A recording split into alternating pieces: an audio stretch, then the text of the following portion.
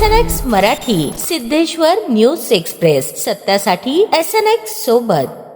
केंद्र व राज्यात भारतीय जनता पार्टीच्या माध्यमातून भरीव विकास झाला असून सोलापूर महानगरपालिकेतही भाजपची सत्ता येणार आहे.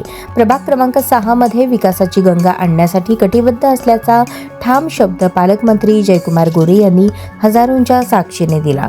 सोलापूर महानगरपालिका निवडणूक 2026च्या पार्श्वभूमीवर बेगाव ग्रामपंचायत येथील जागृत मारुती मंदिरात भाजप उमेदवारांच्या प्रचाराचा भव्य शुभारंभ पालकमंत्री गोरे यांच्या हस्ते नारळ फोडून करण्यात आला. यानंतर झालेल्या विराट सभेला लाडक्या बहिणींसह नागरिकांची रेकॉर्ड ब्रेक उपस्थिती लाभली. पालकमंत्री जयकुमार गोरे म्हणाले, मुख्यमंत्री देवेंद्र फडणवीस यांच्या नेतृत्वाखाली राज्यात विकासाची गती वाढली असून लाडक्या बहिणी समाधानी आहेत. स्मार्ट सिटी, विमानसेवा, IT पार्क आणि नियमित पाणी पुरवठ्यासारखी कामे भाजप सरकारने केली आहेत. वानकर परिवार भाजपमध्ये आल्यामुळे प्रभाग 6चा सर्वांगीण विकास निश्चितच होईल असा विश्वास त्यांनी व्यक्त केला. वानकर परिवाराचा भाजपमध्ये प्रवेश हा विकासाच्या विचारातून असल्याचे सांगत आता प्रभाग 6 मधून भाजपच निवडून येणार हे सांगण्यासाठी ज्योतिषाची गरज नाही असा टोला त्यांनी लगावला. ही प्रचार सभा नसून विजयी सभाच आहे असेही त्यांनी ठामपणे सांगितले.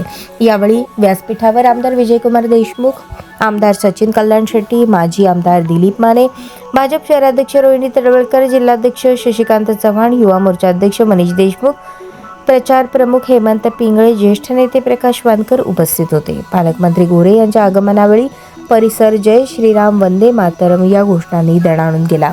आमदार विजयकुमार देशमुख म्हणाले, विरोधात राहून विकास शक्य नाही ही जाणीव झाल्यामुळे वानकर परिवार सत्तेसोबत म्हणजेच भाजप सोबत आला आहे.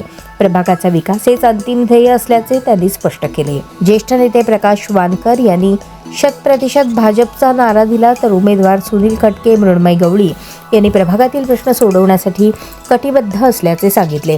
यावेळी वानकर परिवारातील तिसरी पिढी समर्थ, विश्वजित आणि अभय वानकर यांनी भाजपसोबत जनसेवेची सुरुवात केली.